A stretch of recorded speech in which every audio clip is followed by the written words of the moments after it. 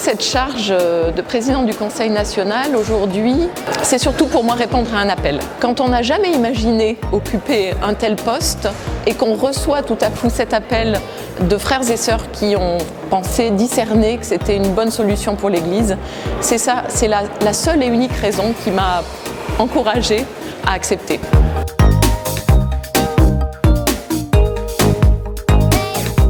La présidence du Conseil national, c'est d'abord un travail d'équipe. C'est un travail collégial, c'est 20 personnes qui fonctionnent ensemble, qui réfléchissent ensemble et qui sont à l'écoute ensemble de la vie des églises locales et des paroisses.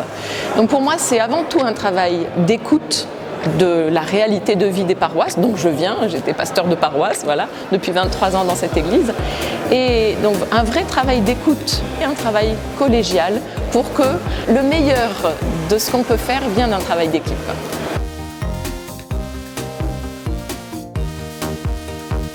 Notre église est toute jeune et en même temps très ancienne, et je crois que la priorité c'est d'enraciner cette jeunesse de l'Église unie, donc de travailler sur tout ce qui doit nous unir, luthériens réformés, et en même temps, comme nous sommes aussi deux vieilles églises anciennes, eh bien toujours à nouveau réancrer et renouveler notre langage de témoignage, comment dire notre foi aujourd'hui, avec notre héritage, mais comment s'adresser au monde aujourd'hui, c'est ce que nous sommes en train de faire au Synode national, et c'est ce qu'il faut qu'on continue à faire.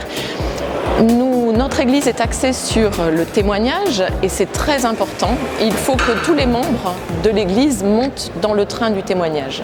C'est-à-dire qu'il faut que le train avance avec suffisamment de force pour avancer, mais en même temps pas trop vite pour que chacun puisse monter dedans.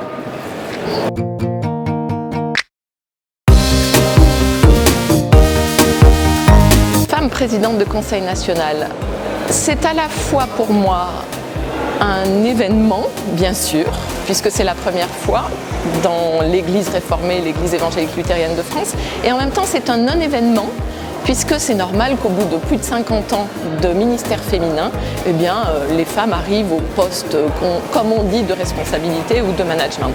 Donc il y a à la fois quelque chose de très banal, de très ordinaire, et en même temps, bien sûr, quelque chose de neuf. C'est très partagé pour moi.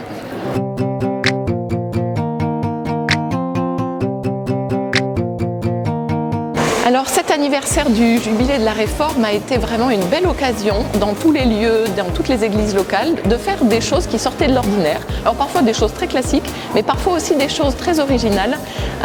Ça nous a motivés, ça a motivé au niveau des églises locales à travailler de façon œcuménique sur des nouveaux projets, sur des choses inhabituelles.